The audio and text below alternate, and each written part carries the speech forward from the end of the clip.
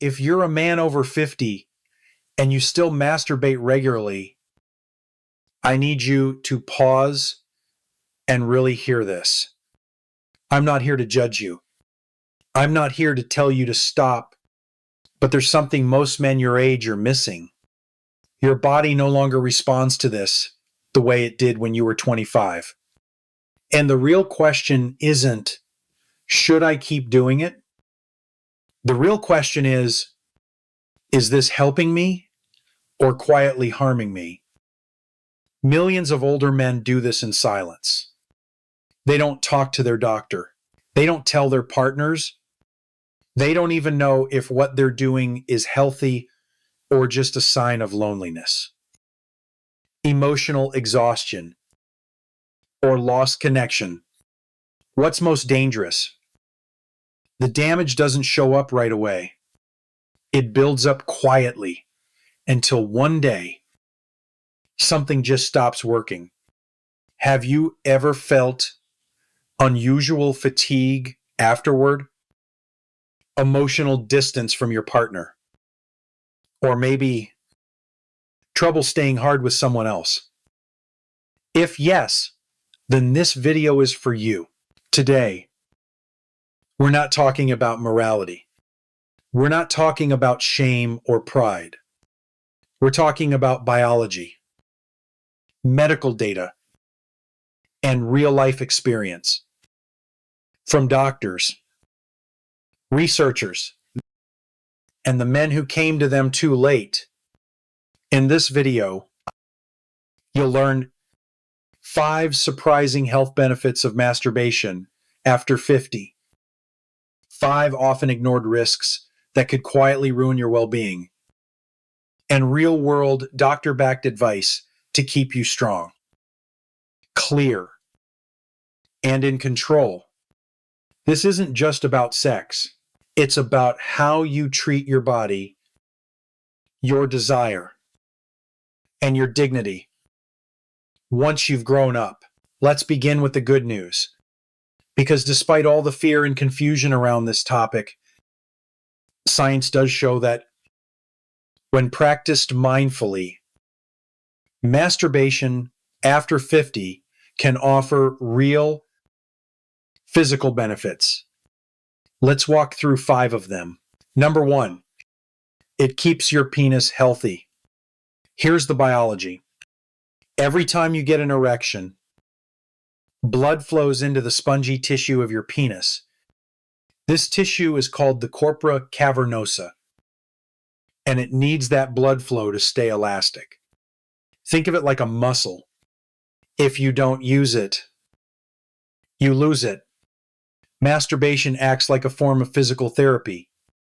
It helps maintain the structure needed for strong, reliable erections, even as you age. Number 2, it protects your prostate. This one's big. Multiple studies, including a landmark one from Harvard University, found that men who ejaculated more frequently had a lower risk of developing prostate cancer. Why? Because regular ejaculation helps flush out toxins, waste, and potentially harmful secretions that build up in the prostate over time.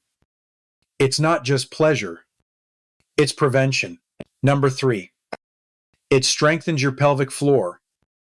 During orgasm, certain key muscles contract, especially the pubococcygeus muscle. This is part of the pelvic floor. When you keep this muscle active, you improve your ability to control ejaculation, maintain erections, and even reduce the risk of urinary incontinence, a common issue for older men. Number 4, it lowers your stress levels. When you orgasm, your brain releases a natural cocktail of chemicals.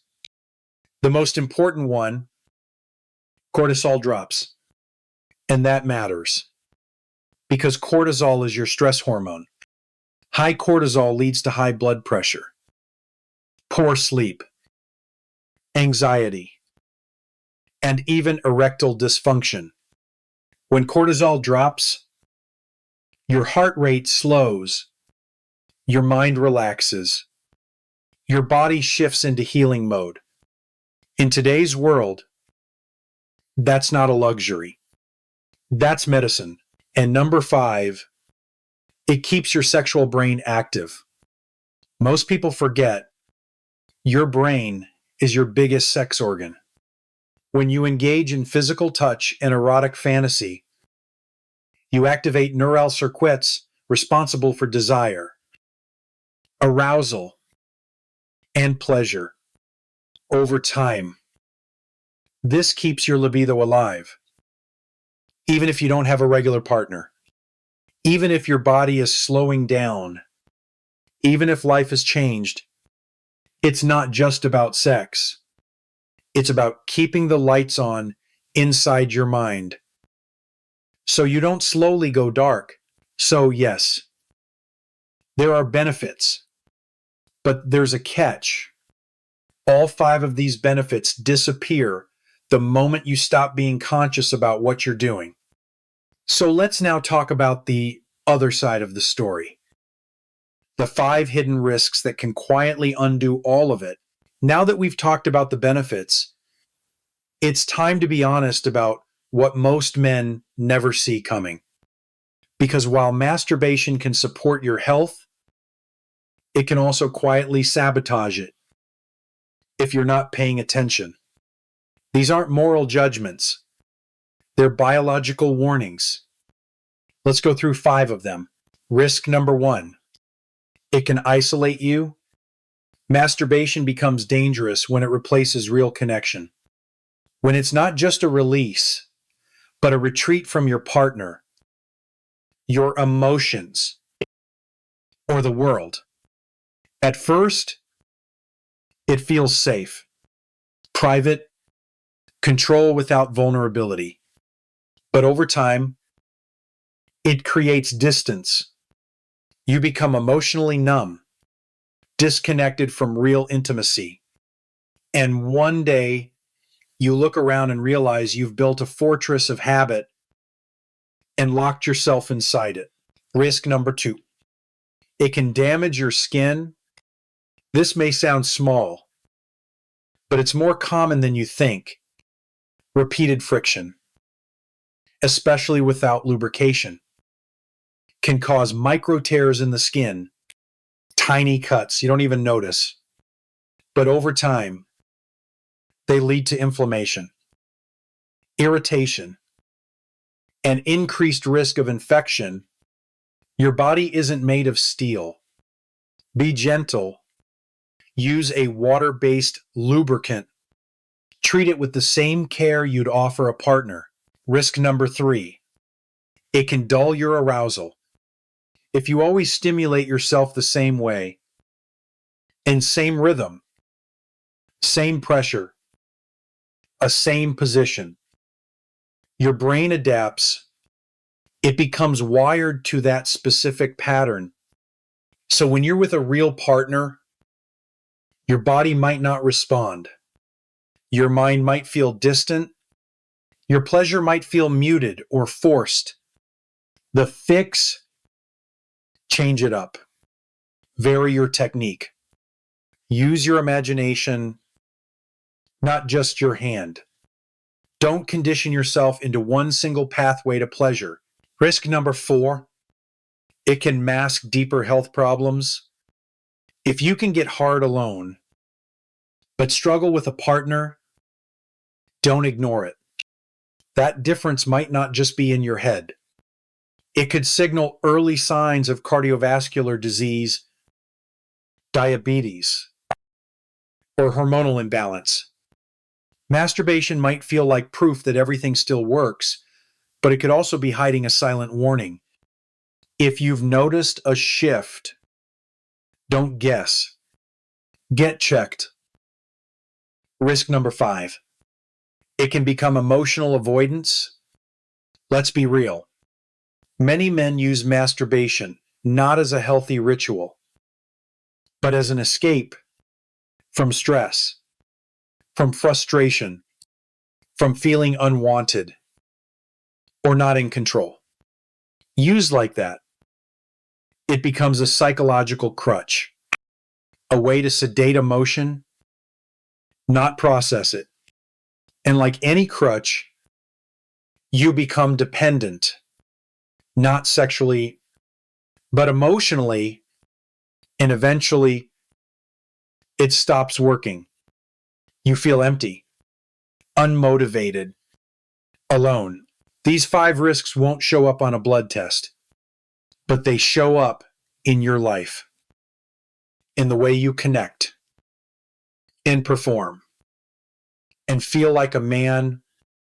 The key isn't to quit, it's to wake up, because what keeps you healthy isn't just the act itself. It's the awareness behind it. Let's leave theory behind for a moment and step into the real world. Because if you ask any urologist or men's health expert, they'll tell you the same thing. Most older men don't ask about masturbation until something goes wrong. They wait. They ignore the warning signs. They treat it like a private habit, too small to matter, until one day it's not. One doctor shared this. I had a 62-year-old patient who came in for fatigue and low drive. At first, he said everything was fine down there. But when we started asking deeper questions, it turned out he hadn't had sex with his wife in over a year. He was masturbating daily, using the same pattern, and couldn't get aroused with a real partner anymore. There was no disease, no dysfunction. But emotionally, psychologically, he was checked out, not because of the habit itself, but because he used it to hide from his own life. Another case, a 58-year-old man came in with pelvic pain and numbness. Turned out, he'd been masturbating hunched over at a desk chair every day for years. The pudendal nerve in his pelvis was being compressed. No one talks about posture, but it matters. These are real stories from real men who waited too long to take themselves seriously. And the truth is, your body is speaking. It's been speaking for years through fatigue, through dull pleasure, through that quiet feeling of emptiness that no orgasm can fix. The question is, are you listening? Let's be clear. You don't need to quit. You don't need to feel ashamed, but you do need to be intentional, because at your age, how you do it matters just as much as if you do it. Here are 5 doctor-approved guidelines to make sure masturbation stays a tool for vitality, not a trap of decline. Guideline 1. Frequency. Listen to your body. Not your habit. Once or twice a week. Perfectly normal. Even 3 times. If you feel energized, connected, and healthy, but daily out of boredom, stress, or emotional numbing, that's not pleasure. That's avoidance. Your body speaks through fatigue, not just arousal. Respect its signals. Guideline 2. Use lubrication. Every time. This is not optional. As you age, skin becomes thinner. Micro tears happen faster. Inflammation builds up easier. A simple water-based lubricant can prevent long-term damage and keep your skin and your nerves protected. Guideline 3. Switch positions. Switch patterns. Lying down is better than hunching over a desk. Varying rhythm is better than mechanical repetition. Using your imagination is better than relying on hardcore porn. Why?